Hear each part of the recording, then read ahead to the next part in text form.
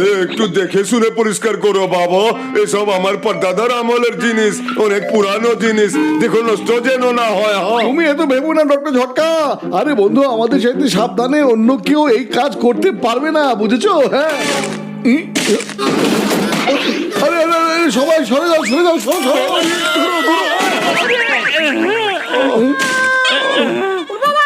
আমার কপালটা ভেঙে গেছে। এই মোটু যেখানে যাবে কেউ না কোনো গন্ডগোল অবশ্যই করবে। ওরে বাবা রে! আরে আমার যন্ত্রণার মহা ঢেকি মোটু, তুমি আমার কোমরও ভাঙিয়া দিয়াছো। আমি তো চিৎকার করে সবাইকে বলছিলাম যে সরো সরো, তোমরা যদি না সরো তাহলে আমার দোষ কোথায়? হ্যাঁ, আরে এটা আবার কি? দেখো তো, মোবাইল ফোনই মনে হচ্ছে। আচ্ছা বড় ভাই, তোমার পর্দাতার সময় তো মোবাইল ফোন ছিলই না, তাই না? তাহলে এইটা তোমার পর্দাতা জিনিসপত্রের মধ্যে কিভাবে এলো? হ্যাঁ, আরে বন্ধুরা, এটা পরদাদাই আবিষ্কার করেছিল, নিজেই আবিষ্কার করেছিল। আসলে আমার পরদাদা তার সময়ের চাইতে সামনের দিনের চিন্তাই করেছিল। বড় ভাইয়া, আমি এটা নিয়ে যাই, আমি এটা দিয়ে ছবি তুলবো। ঠিক আছে বন্ধু, নিয়ে নাও, কিন্তু একটা শর্ত আছে, তুমি এখনই এখান থেকে চলে যাবে। আমি আর ঘাসেটিরাম বাকি সব পরিষ্কার করিয়া ফেলবো। ঠিক আছে, চলো পাতলু, আমরা গিয়ে ছবি তুলি। ডক্টর ঝটকার পুরনো বাসার বন্ধঘর থেকে একটা ফটো ফোন পেয়ে গেলাম আমরা, তাই না পাতলু? দেখতে তো সুন্দরই লাগছে, তবে এই ফটো ফোন দিয়ে আগে ছবি তো তুলে দেখো। ও বক্সার ভাই, তোমার গাড়ি তো একদমই নতুনের মতো লাগছে। এখানে এসো বড় ভাই, একটা ছবি তুলি আমরা। আরে আমার ছবি না, আমার গাড়ির ছবি তোলো মিয়া, আমার গাড়ি একদম নতুন। এ ভাই, ছবিটা সেই রকম করে তোলো, ছবিতে আমার দোকানটাও পিছনে দেখা যায়, বুঝলি? আমার চিপটা আবার কি দোষ করলো? ওটারও একটা ছবি তুলে নাও।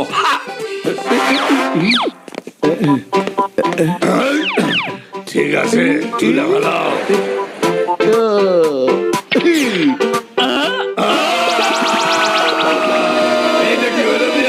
আমার গাড়ি কোন হালে চলে গেল? আমার গাড়ি কোন হালে? এ ভাই, আমার দোকান কোনে গেল? ওরে বাবা, এটা আবার কোন ধরনের জাদু রে ভাই? এ কি আসছো, আমার দোকান ফিরিয়ে দাও। এটা তো আমার অফিসের জিপ, আমার চাকরিটাও গেছে রে ভাই। জানি না চিকম স্যার, আমি তো কিছুই বুঝতে পারছি না যে এইসব কি করে হচ্ছে। এই সমস্যার সমাধান বের করতে ডক্টর ঝটকার কাছে যেতে হবে, তাহলে সবকিছু আগের মতোই ঠিক হয়ে যাবে। প্লিজ। ঠিক আছে, আমি তোমাদের একদিন টাইম দিলাম। আচ্ছা স্যার, বাই।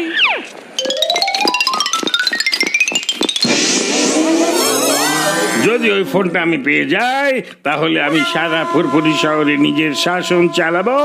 কিছু একটা করতে হবে, কাজে লাগাতে হবে আমার শয়তানি মাথার ক্যামেরার মতো বুদ্ধি।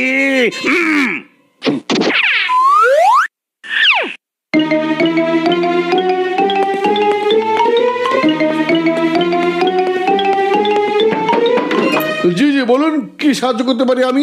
আমি একটা মোবাইল কোম্পানি থেকে এসেছি। আমরা খবর পেয়েছি আপনাদের বাসায় নাকি 3টা মোবাইল ফোন, অথচ আপনারা 2টো ফোনের বিল দেন। তৃতীয় ফোনটা এক্ষুনি রেজিস্ট্রি করে নিন, এক্ষুনি।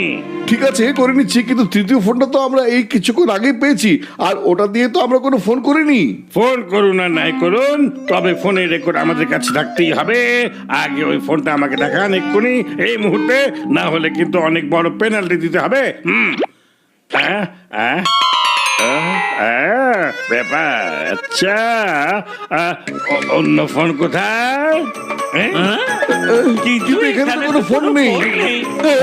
আরে গেল কোথায়? কোথায় গেল? তার মানে অবশ্যই ওটা জন ছিল। বেটে দেখতে আর মোটাও ছিল, এবং লোকটার গোফও ছিল। জন, জন, আরে জন কোথায় গেল? কোথায় গেল জন? আমি কোথাও যাইনি, আমি এখানেই আছি। এসো, তোমাদের ছবি তুলে দেই, হাসো। না, ও ছবি তুলতে হবে না। দরজা খোলো, আরে দরজা খোলো, একটা ছবি অন্তত তুলতে দাও প্লিজ।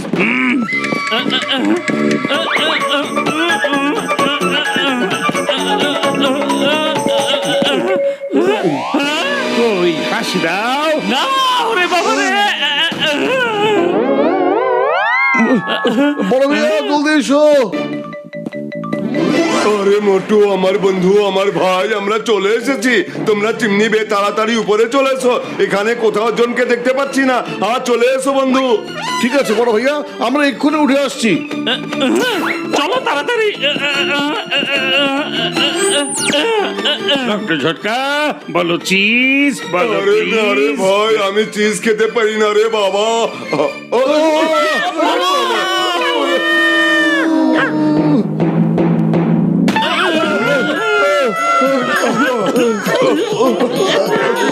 বাঁচান।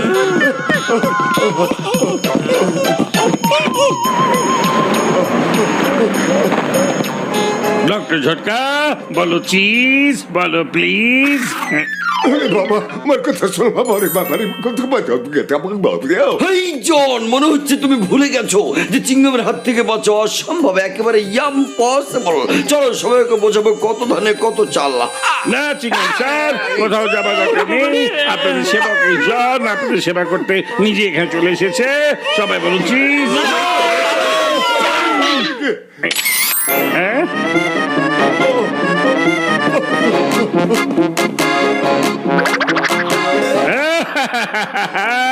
জন হয়ে যাবে ডন, জন হয়ে যাবে ডন। ওরে বা, আমার পুলিশ স্টেশন গায়েব হয়ে গেছে। আরে বা, খালি পেটে আমার মাথা একদমই কাজ করে না। পাতলু, তুমি কিছু একটা করো।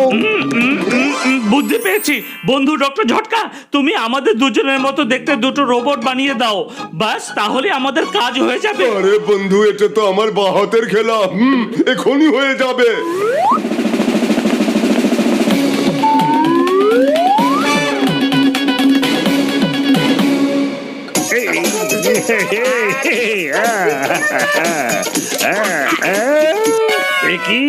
একই কথা, শিকার নিজেদের পায়ে হেঁটে হেঁটে শিকারির কাছে চলে এসেছে। মটুপাতলু, এবার একটু হাসো।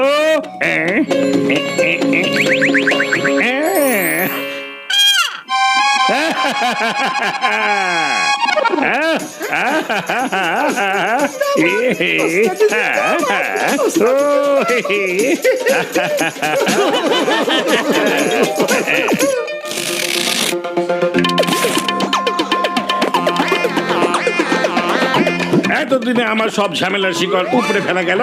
মোটুপাতলু সারা জীবনের মতো হয়ে গেছে GONE, গন।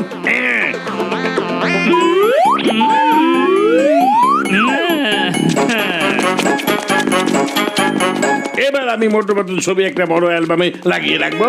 কি মজা, কি মজা। অ্যালবামে তো তোমার ছবি আমরাই সাজিয়ে রাখবো, একটু হাসো প্লিজ।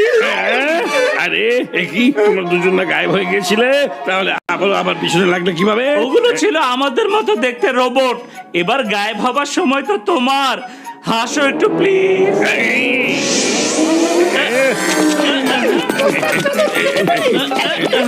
মোটু নাও।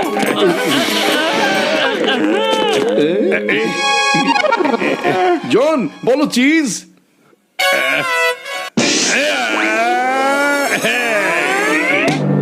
ব্যাস, অনেক হয়েছে খেলা।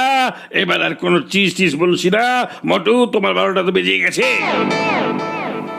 না,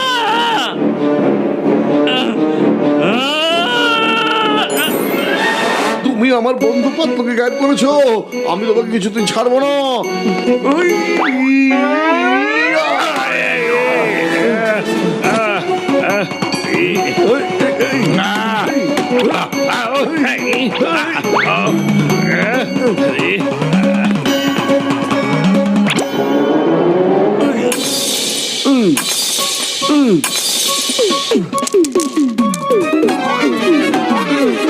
আহারে, ভেঙে ফেলছে, ভেঙে ফেললো, ফোনটা ভেঙে ফেলেছে। এবার পাতলু সারা জীবনের মতো গায়েব হয়ে গেছে। আমি মোটুপাতলুর জুড়ি সারা জীবনের মতো ভেঙে দিয়েছি।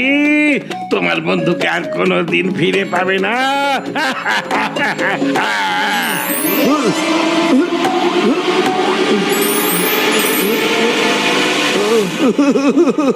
ওরে পাতলু বন্ধু আমার, বন্ধু তুমি আমাকে ছেড়ে কোথাও যেতে পারো না। তোমাকে ছেড়ে বেঁচে থেকে আমি কি করব?